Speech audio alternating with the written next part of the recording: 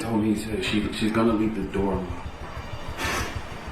When you got, and when you said she, did he tell you who she was? The defendant. When you got to the front door, was it unlocked? It was indeed unlocked. She had everything. The mansion overlooking Los Angeles, the luxury lifestyle, a husband who worshipped the ground she walked on. My family comes first. But underneath that perfect Instagram-worthy life, Monica Sementilli was planning something unthinkable. And when her secret finally came to light, it would leave a successful man dead, a teenage girl traumatized, and an entire community asking one question. How could someone with so much throw it all away for something so dark? I'm about to take you inside one of the most chilling cases of betrayal and greed that ever hit Beverly Hills.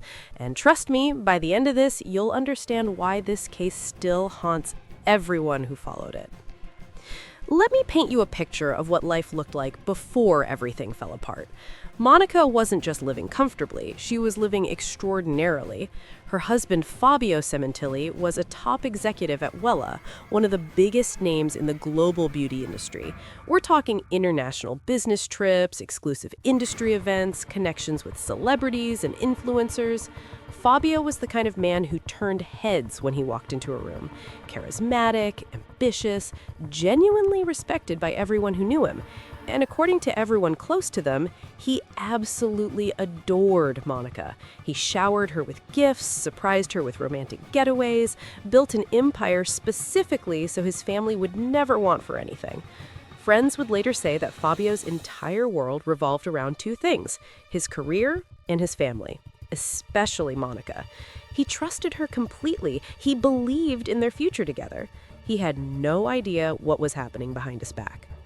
Because while Fabio was working late nights building their dream life, Monica was building something else entirely, a secret relationship that would eventually cost him everything. His name was Robert Baker, a former race car driver with the kind of confidence that made him magnetic. They met through mutual social circles, the kind of affluent Los Angeles crowd where everyone knows everyone.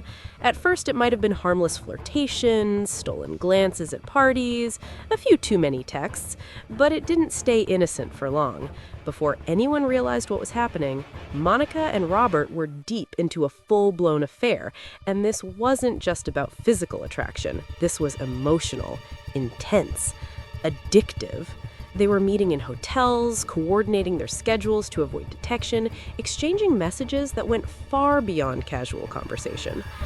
And here's where the story takes a turn that most people don't see coming.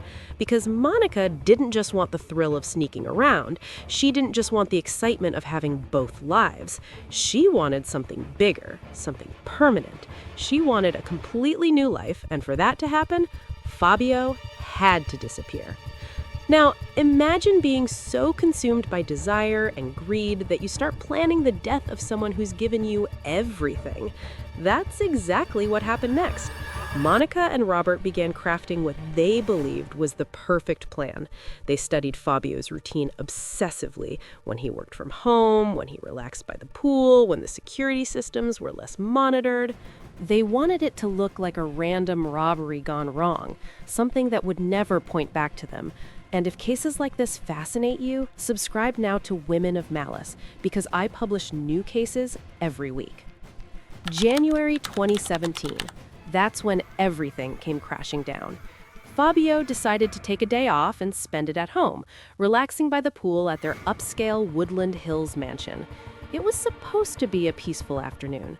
Instead, it became the day his life ended. When his 16-year-old daughter came home from school that afternoon, she walked into every parent's worst nightmare and every child's deepest fear. She found her father's body just feet away from the pool he loved. That image, that moment, would scar her for the rest of her life. The police arrived to what initially appeared to be a burglary. The scene had been staged to look like an intruder had broken in. Things were disturbed, there were signs of a struggle, but experienced detectives immediately noticed something didn't add up. Fabio's expensive luxury cars were sitting untouched in the driveway. His Rolex was still on his wrist. Jewelry, electronics, everything valuable remained exactly where it had been. If this was really a robbery, why would someone leave without taking anything? And that's when investigators started looking closer at Fabio's life, particularly the grieving widow who seemed just a little too composed. Monica played her part perfectly at first. She told police she'd been out running errands, shopping, completely unaware of what had happened until she returned home. She cried on cue, appeared devastated, said all the right things that a heartbroken wife would say. But detectives have seen enough grieving spouses to know when something feels rehearsed, and Monica's performance was starting to feel exactly that, a performance. Then the digital evidence started coming in, and that's when her carefully constructed story began to crumble. Security cameras from neighboring properties showed something that directly contradicted Monica's timeline. Phone records revealed a pattern that couldn't be explained away. Detectives found text messages between Monica and Robert Baker, dozens and dozens of them. Some were romantic and passionate, the kind of messages you'd expect from lovers, but others were different. They talked about money, freedom, starting fresh, being together without obstacles. And then investigators discovered something that changed everything. Fabio had a life insurance policy worth $1.6 million, and Monica was the sole beneficiary. That's when prosecutors knew they had found the motive. When detectives confronted Monica with the evidence, she denied everything. She claimed the messages were innocent, taken out of context, misunderstood. Then she changed her story. Then she changed it again. Every time she offered a new explanation, detectives would present more evidence that completely contradicted what she was saying. And eventually, all roads led to Robert Baker. Let me tell you what happened when police finally caught up with Baker, because this is where the case takes another shocking turn. When they searched his home, they found physical evidence linking him directly to the crime scene. DNA evidence placed him at the location. Phone data and surveillance footage created a timeline that was impossible to deny. Baker was arrested, and at first he stayed silent. But then, in 2023, he shocked everyone by pleading no contest, accepting a life sentence without the possibility of parole. Client wishes to plead guilty to all charges and admit all allegations and special circumstances. Is this correct? That is correct. In court, Baker claimed he acted alone, that he killed Fabio because he was obsessed with Monica and wanted her for himself. But prosecutors never bought that story for a second. They knew Baker was protecting her, trying to take the fall while Monica walked free. They knew this was about more than obsession. This was about greed, planning, and cold-blooded calculation. Years went by as prosecutors built their case against Monica, and finally, in early 2025, her trial began. The world was watching. Monica walked into that courtroom every day looking polished and put together, wearing designer suits, appearing calm and collected. At times, observers swore they saw her smiling, as if she was confident she'd walk away from all of this. Her defense team told the jury she was a victim, a woman manipulated by an obsessive lover who acted without her knowledge or approval. But the prosecution told a completely different story, and they had the evidence to back it up. They presented the phone logs, the text messages, the insurance motive.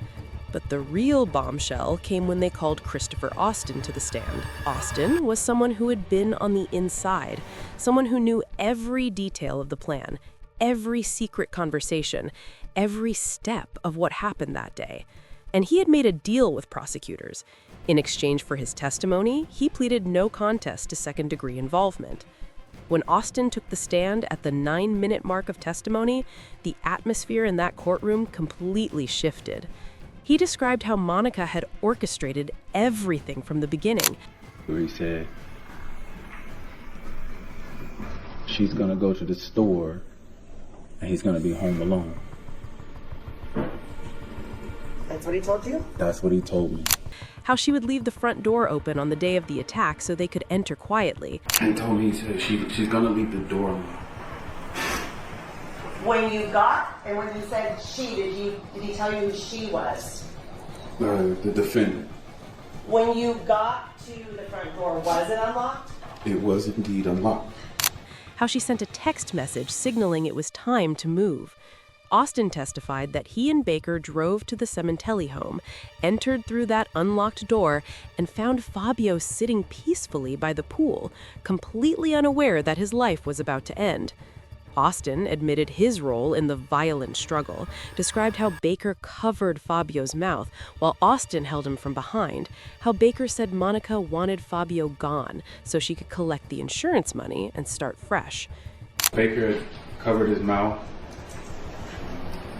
I started stabbing him. I had covered his eyes. And I stabbed him once. Did Baker say anything during all of this? No. And did you see where Baker was staring at? He just started in like the mid area and everything. I closed my eyes. I had closed my eyes after he started stabbing him, after I stabbed him once, and then I pulled the knife out, and then he started running toward the house. So you recall that you stabbed him one time. Where was that at on his body? And on the neck. Was he still seated in the chair? Yes. Did he ever get up from the chair that you recall while this was going on? No. He even revealed he was paid in gold coins and promised a portion of the payout. And then he was like, "You're good. Like, you're still a good person." I was like, "I'm not a good person." But then he said, come on. And then he's like, "Don't worry about it. She wanted him dead. It's done. Don't worry about it. You're still a good person."